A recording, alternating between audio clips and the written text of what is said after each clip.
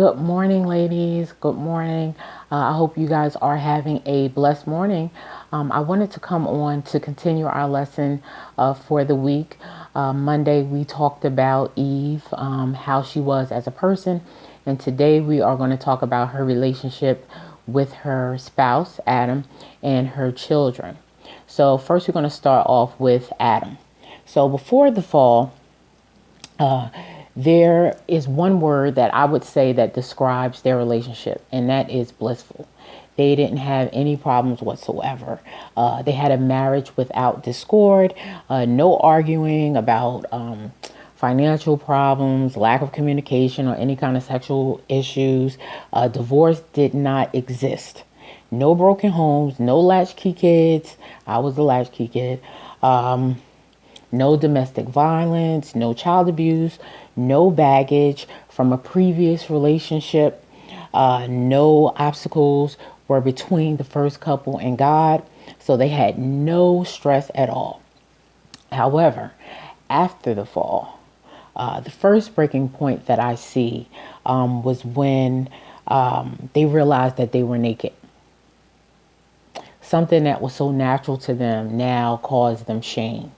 So that was the first breaking point. The second one that I saw was when Adam blamed God. So whenever, let me back up. In your relationship, God is first, your spouse is second, and your children are third. That's the order, and that's just the order, godly's order. And so that was the second break. When he blamed God, he separated himself from God.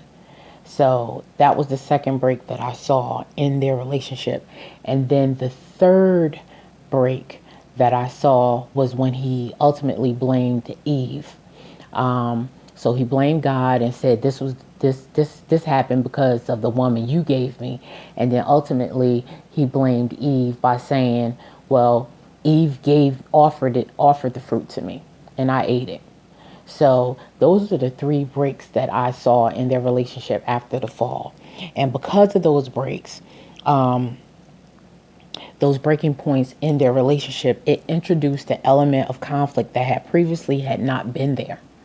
So ultimately, those breaks, like I said, those are the ones that I saw that broke their relationship after the fall. So now we're going to move on to her relationship with her children. So the Bible really doesn't go into great detail or any dialogue between her and her children. However, I guess you can safely assume that they love their children. Adam and Eve loved their children because they did instruct them. They instructed them by teaching them God's ways, and that is proven when God is talking to Cain. So Cain, as you know, killed his brother Abel, because he was jealous and he was envious because God favored Abel's offering over Cain's. Now, why did he favor Abel's offering over Cain's? Is because Abel, because he was taught by Adam and Eve that he was supposed to give a blood offering to God, the first, right? So that's what Abel did. Cain, on the other hand, he decided to give him some crops. So, of course, God favored Abel's offering over his. Cain got upset, was pissed off, and he killed his brother. Okay, so that shows me that Adam and Eve did love their children. They did instruct them of God's ways. So they were trying to teach them the right way to live. However, just like their parents, they made a bad choice, or I should say, Cain made a bad choice. Even though he was taught better, he made a bad choice and he kills his brother. So you know, it, like I said, it really doesn't go into great detail about her relationship with her children, but you can assume that she did love them, and she did try to instruct them, you know, the right way to live. So, and also I noticed that after the fall, that is actually when the term dysfunctional family was introduced into the world.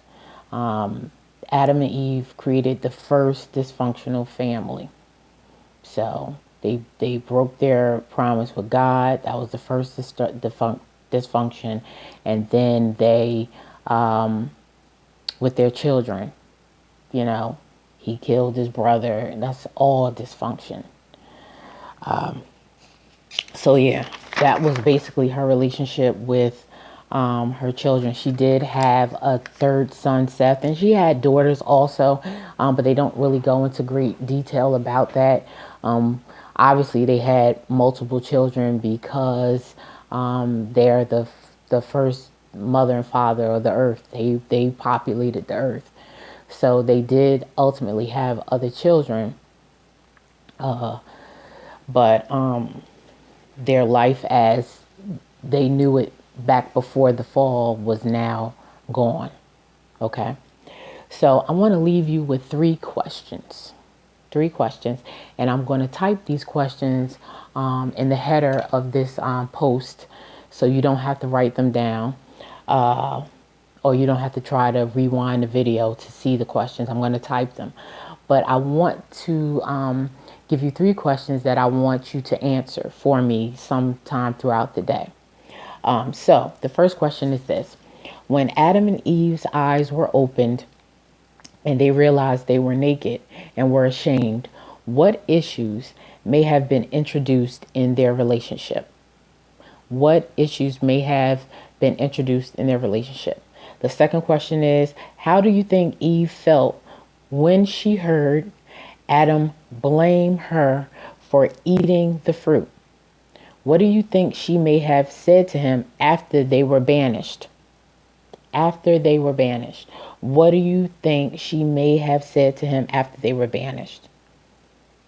Okay, and how do you think she felt when she heard him blame her? The third question is, what are some things that have destroyed marriages and families in our time that was introduced by Adam and Eve? So what are some things that have destroyed marriages and families in our time, what we're going through, that was introduced by Adam and Eve?